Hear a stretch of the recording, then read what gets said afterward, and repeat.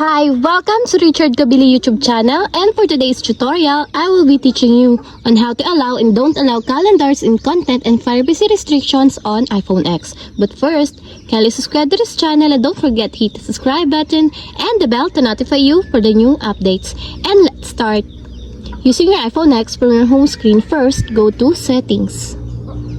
Then in the settings, scroll down and click the screen time. Then in the screen time, scroll down again and click the content and privacy restrictions.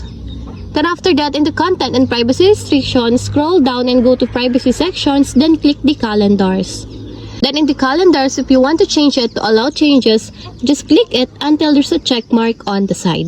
And if you want to change it to don't allow changes, just click again until there's also a check mark on the side. This allowing changes locks the settings shown below and prevents new apps from using your calendars. And that's it. We have successfully allow and don't allow calendars in content and privacy restrictions on iPhone X. If you have a question, kindly comment down below and don't forget to hit the subscribe button and the bell to notify you for my new updates. And thank you for watching!